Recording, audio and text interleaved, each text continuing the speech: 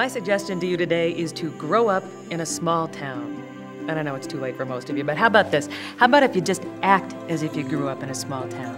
And to me, that means acting as if that person you run into on the street or in the store, you are going to see them again. They might even be related. You have a responsibility to them. And if we take that small town care with one another, we might just become a community. Something to think about.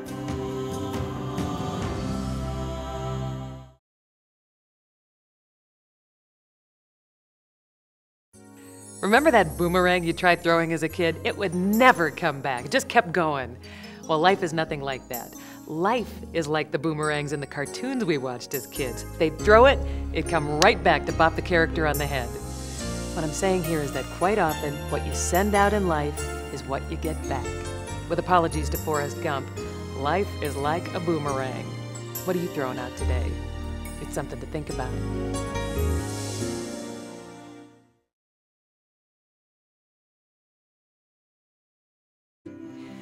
Ever try to build a life with words?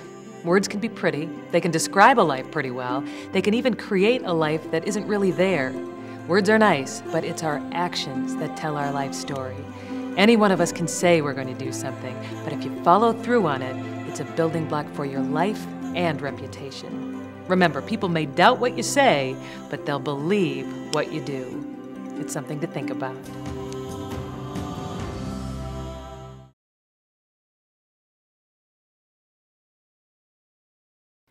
I'd like to talk to a few of you drivers out there with overactive fingers. What's with all these angry gestures from behind the wheel of your car? What does it mean anyway?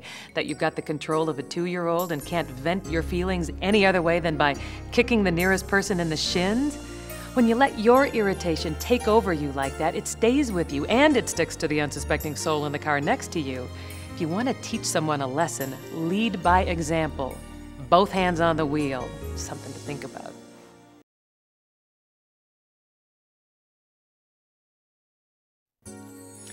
We've all heard the line, "You are what you eat," which has always struck fear into my tortilla chip-loving heart, but have you heard, "You are what you focus on"? And for English purists, it's "you are that on which you focus." Well, if you take the world and strain out all the good, focusing on the violence and the fear and the people who choose to make life miserable for themselves and others, then that's your reality too. Focus on what's right and admirable and good. It's something about which to think.